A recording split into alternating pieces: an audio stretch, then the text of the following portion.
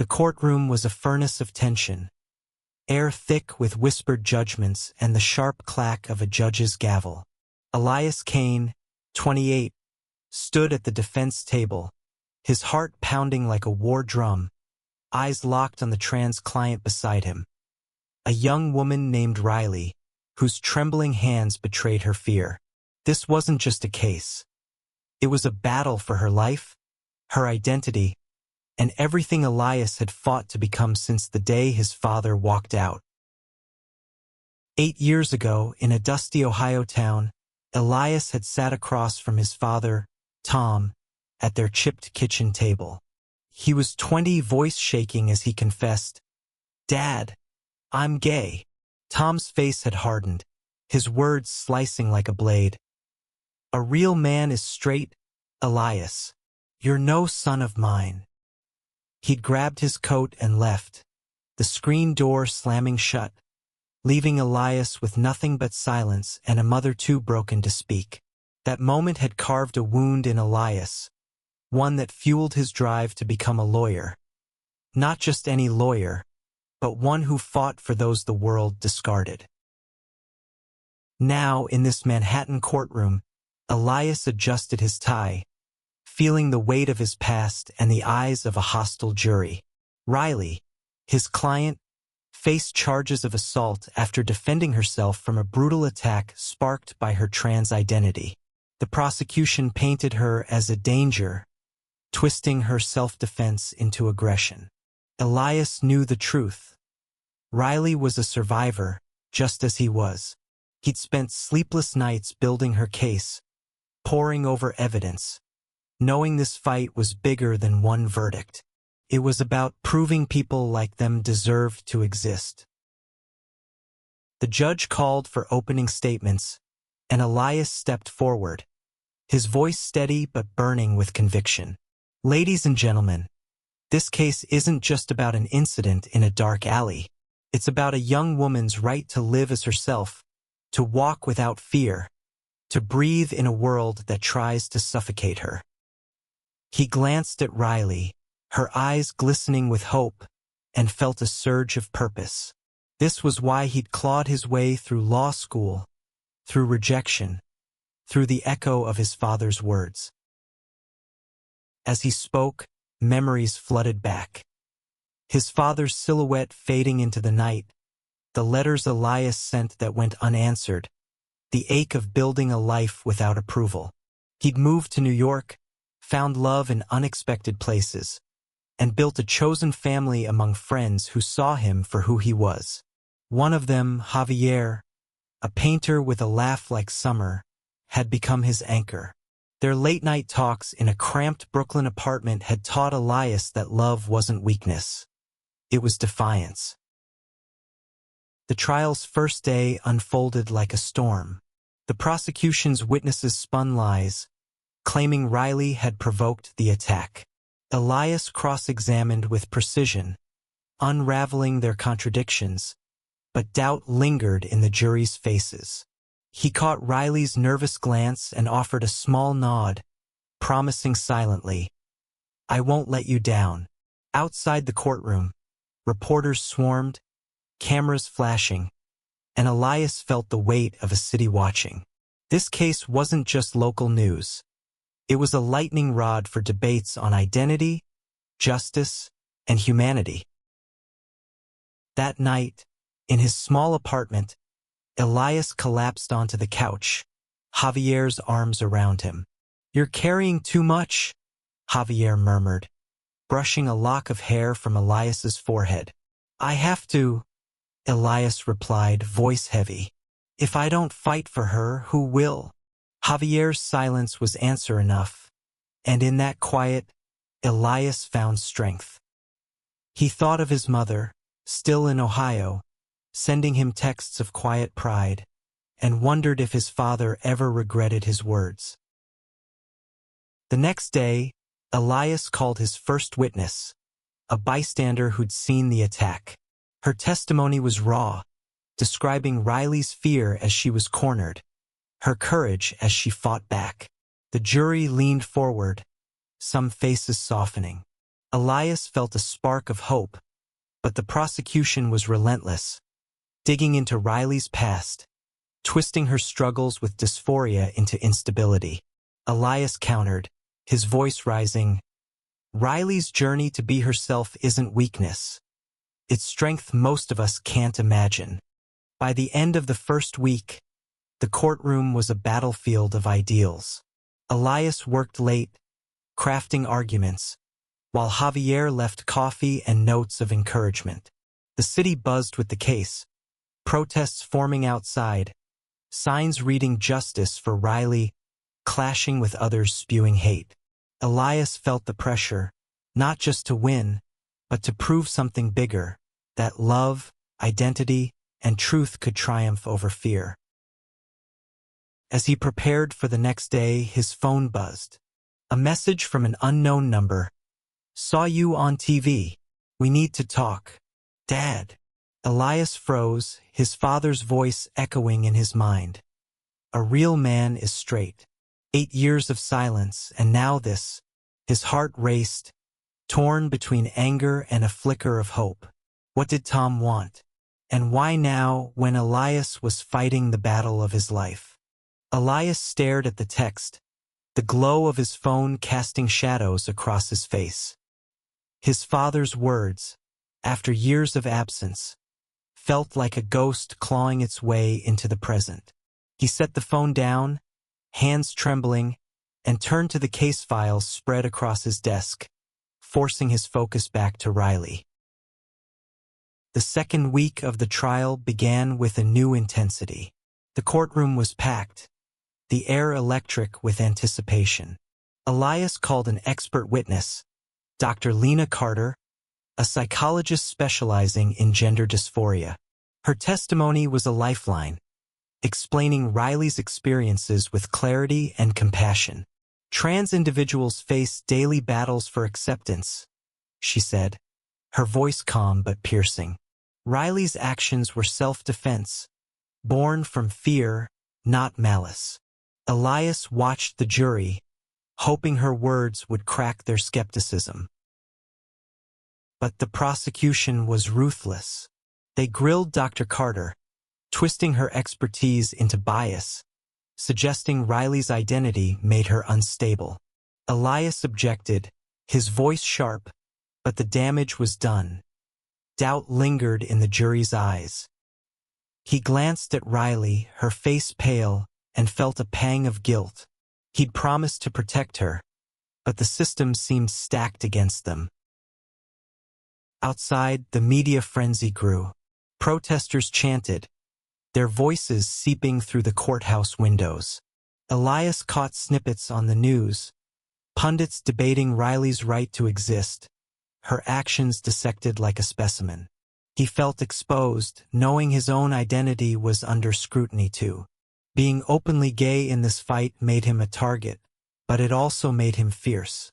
He wouldn't let Riley face this alone. That evening, Javier cooked dinner, the scent of garlic and tomatoes filling their apartment. "You're doing everything you can," he said, sliding a plate toward Elias. But Elias barely ate, his mind on his father's text. He hadn't replied, unsure if he could face the man who'd rejected him. "What if he wants to apologize?" Javier asked gently. Elias shook his head. "He doesn't get to waltz back in now." The next day, Elias called Riley to the stand. Her voice shook as she recounted the attack. 3 men cornering her in an alley, their slurs cutting deeper than their fists. "I just wanted to live," she whispered, tears falling. Elias guided her gently, letting her truth shine. The jury listened, some visibly moved, but the prosecution's cross-examination was brutal, painting Riley as aggressive, unstable. Elias fought back, redirecting with questions that highlighted her courage, but he saw the toll it took. After court, he found a quiet corner and called his mother, Sarah, in Ohio. "I saw you on the news," she said, pride in her voice. "You're doing good, Elias." He hesitated, then told her about Tom's text. She sighed. He's been watching you, you know. He won't admit it, but he's seen your cases. Elias's chest tightened. Why now? Was his father proud or just curious? The trial pressed on. Each day a grueling dance of evidence and emotion. Elias introduced security footage, grainy but damning, showing Riley's attackers closing in. The prosecution argued it was inconclusive, but Elias saw a shift in the jury's demeanor. Some were starting to believe her. He leaned on Javier's support, their quiet moments together a refuge from the storm. Then, another text from Tom. I'm in New York. Meet me tomorrow. Elias's heart lurched.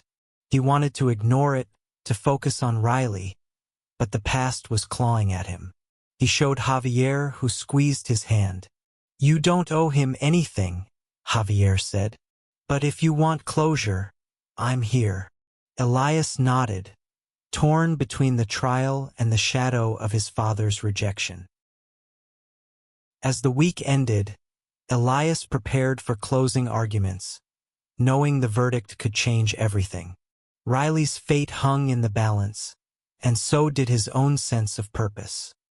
He thought of his father, of the boy he'd been when Tom left, and the man he'd become despite it. Whatever Tom wanted, Elias wouldn't let it derail him. Riley deserved his all, and he'd give it. Elias barely slept, his mind a tangle of Riley's case and his father's sudden reappearance. The trial was reaching its climax, and the weight of it pressed against his chest like a vice. He stood in his apartment, staring out at the city's restless lights, wondering if he could face Tom without unraveling. In court, the atmosphere was suffocating. Closing arguments loomed, and Elias spent the morning refining his speech, every word a plea for Riley's freedom. He met her eyes before the session began, her fear mirrored in his own. We're almost there, he whispered, squeezing her hand.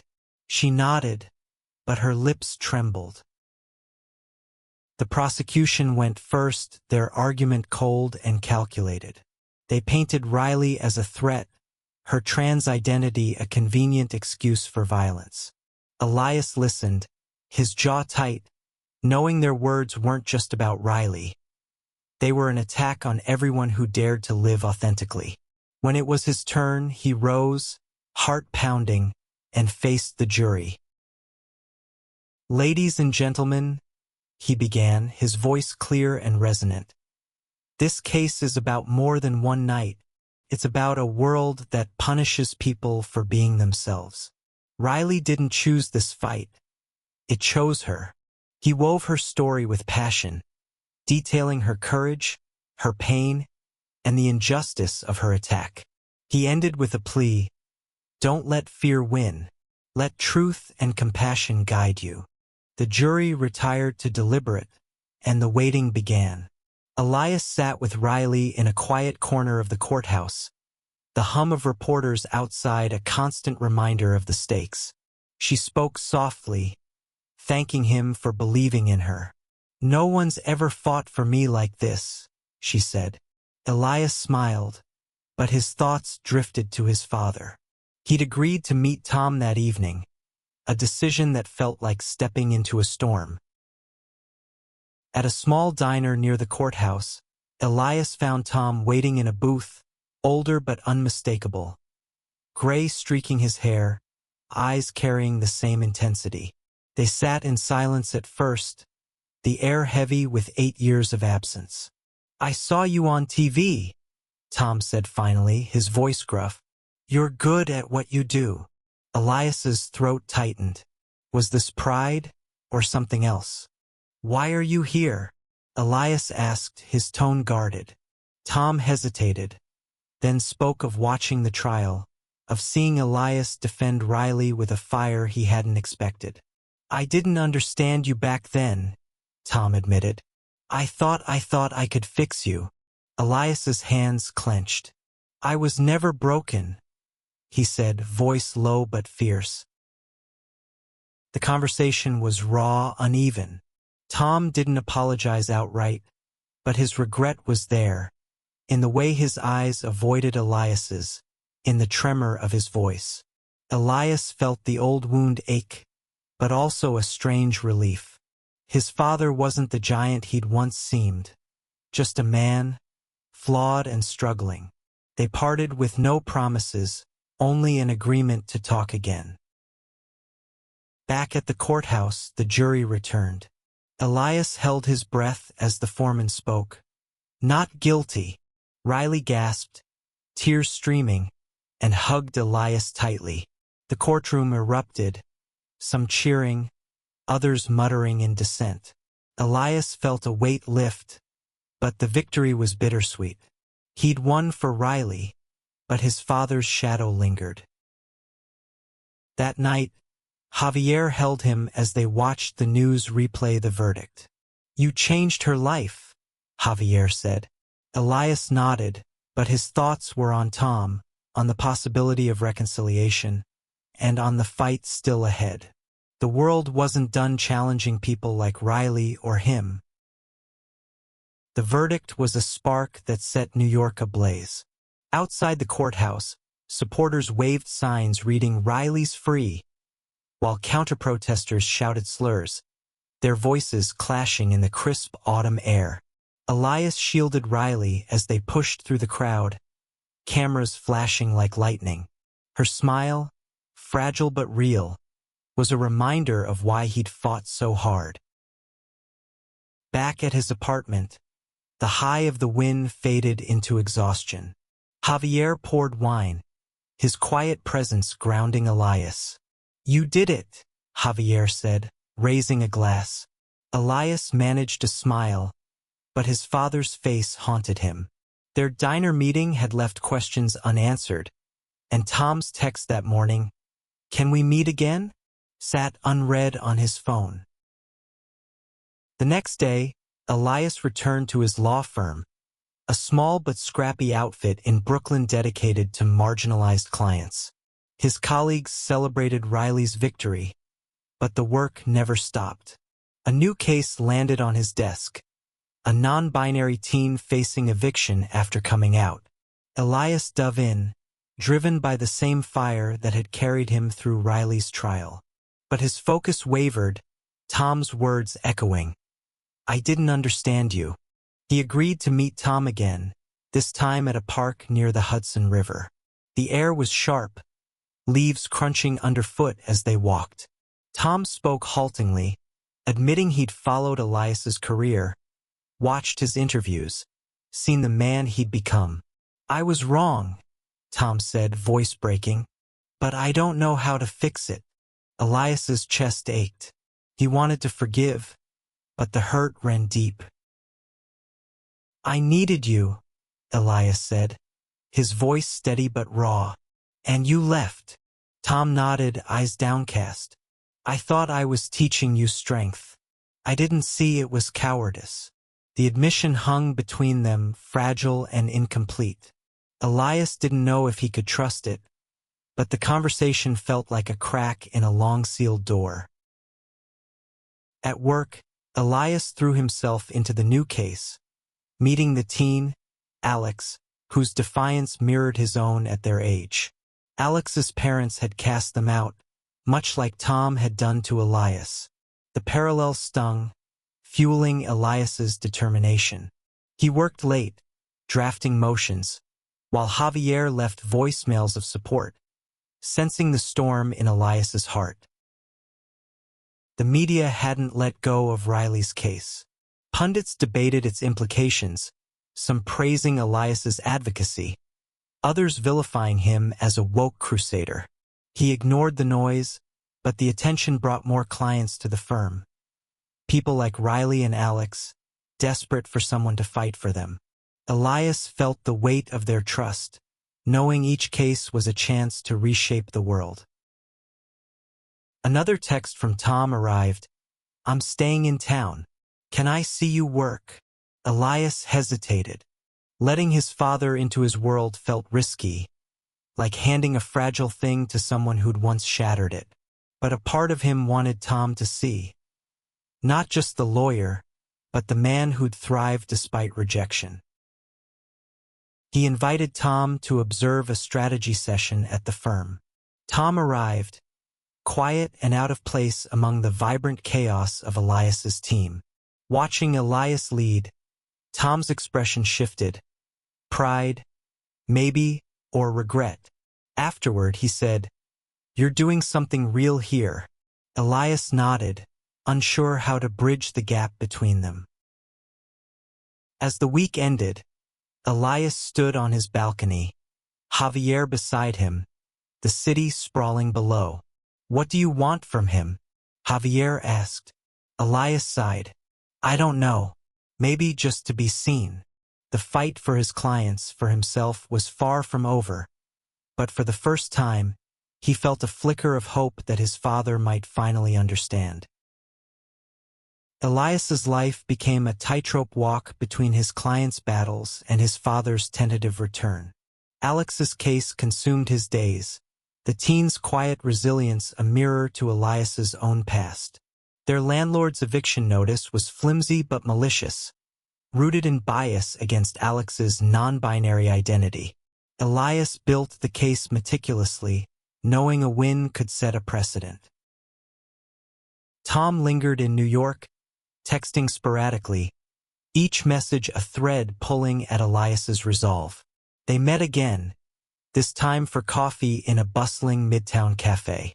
Tom spoke of his life in Ohio, the regret that had grown in the years since he'd left. "I didn't know how to handle it," he admitted, eyes on his cup. "Your mom tried to tell me I was wrong, but I was too stubborn." Elias listened, torn between anger and the ache for connection.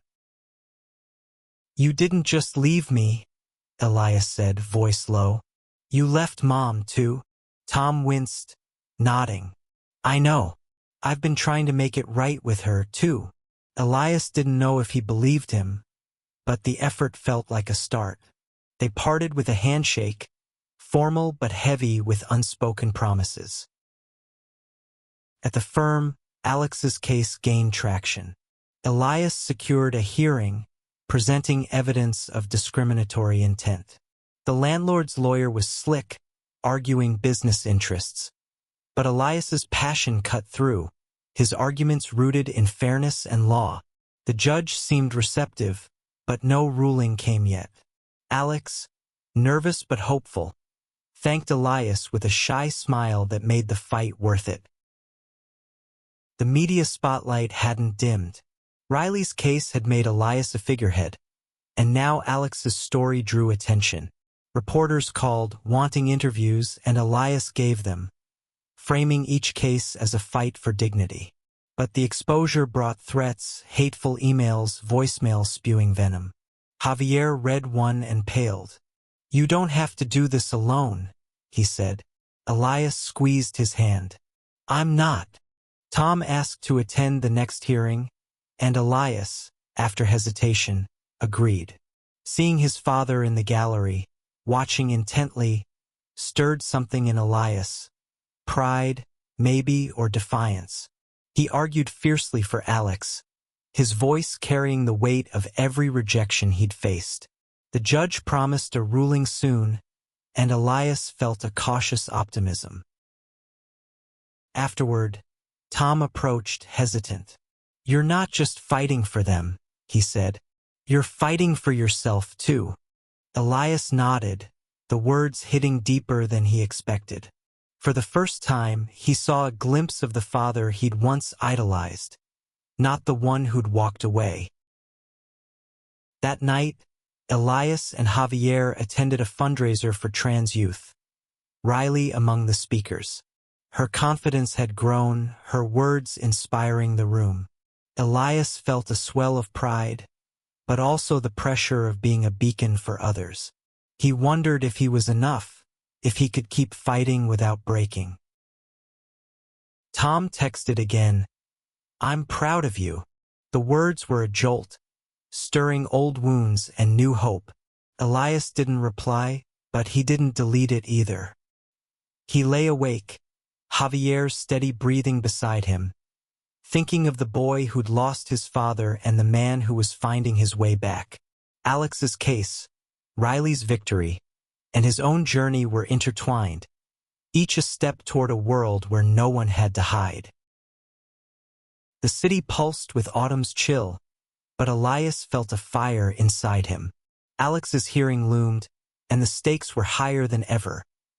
A ruling in their favor could ripple beyond New York, challenging discriminatory housing practices nationwide.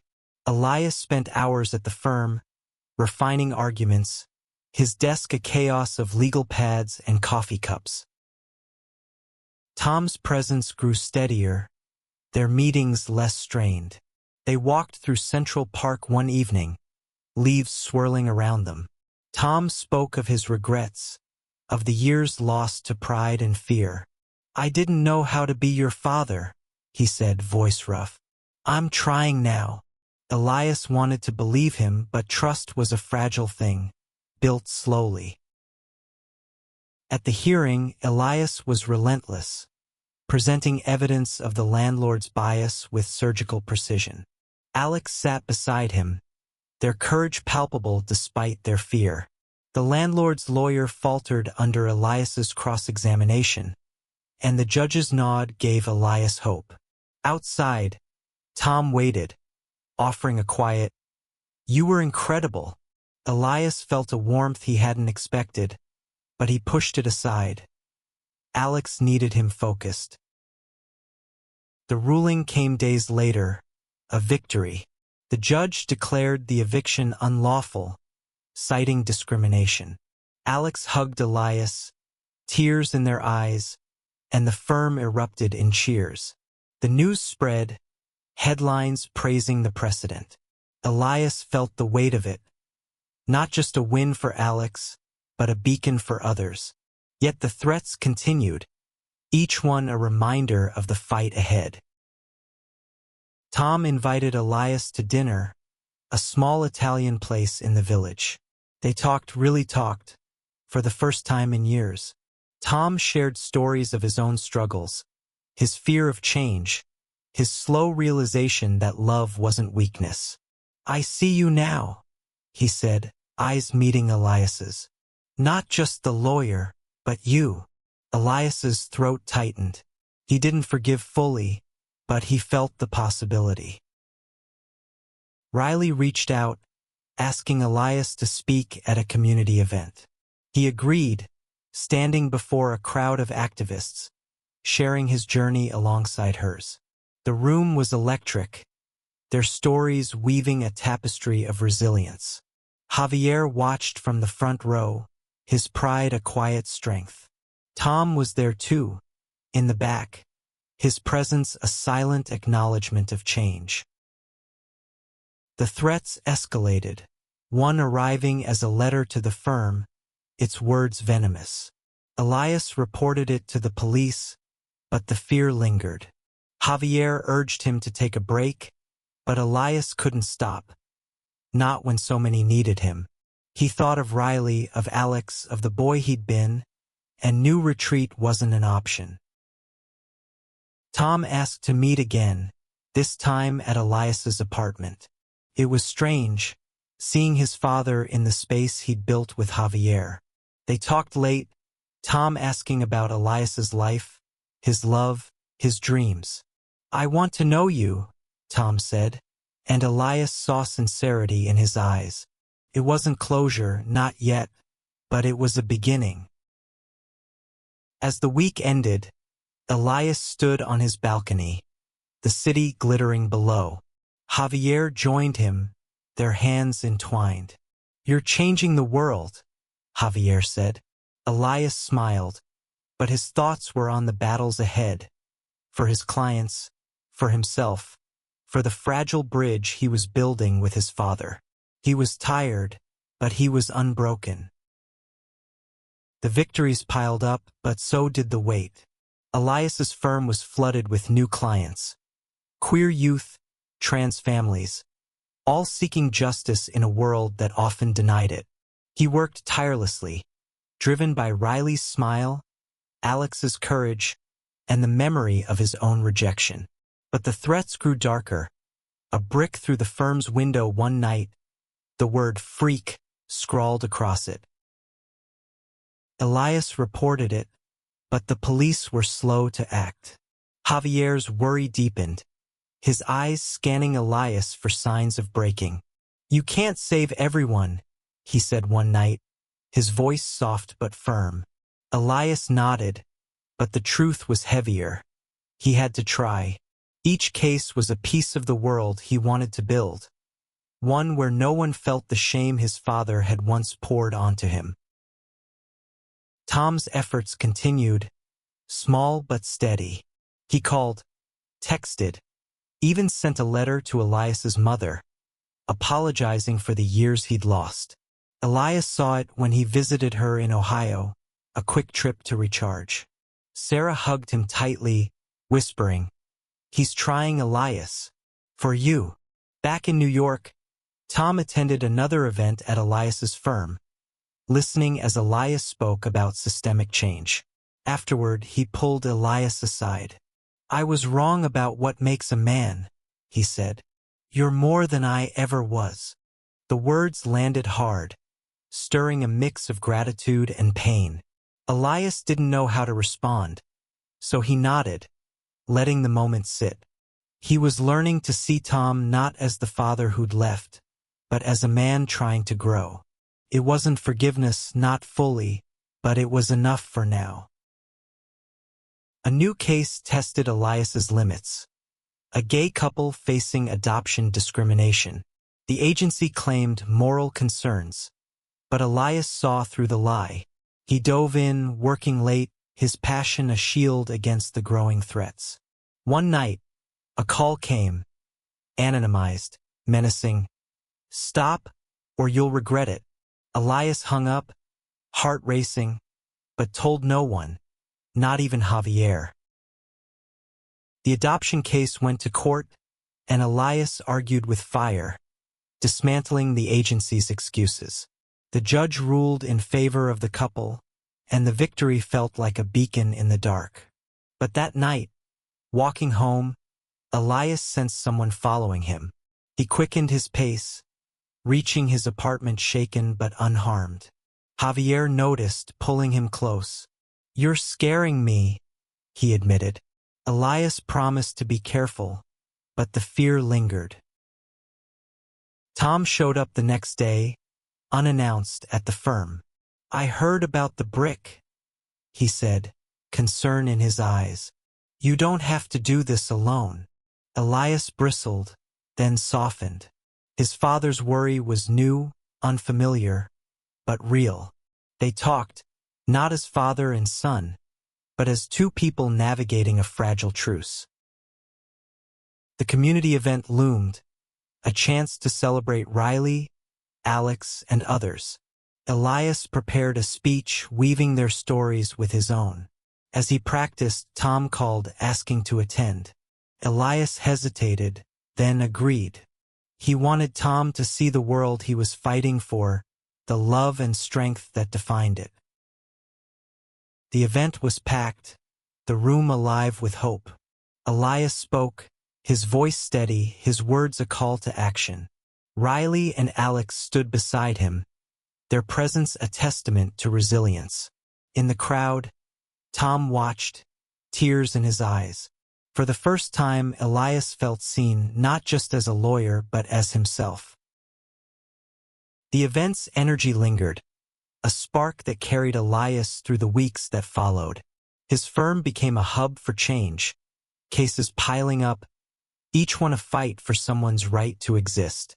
But the threats didn't stop.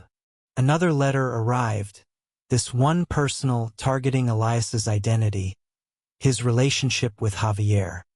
He burned it, but the words lingered, a shadow on his resolve. Tom stayed in New York, renting a small apartment, a sign he wasn't leaving again.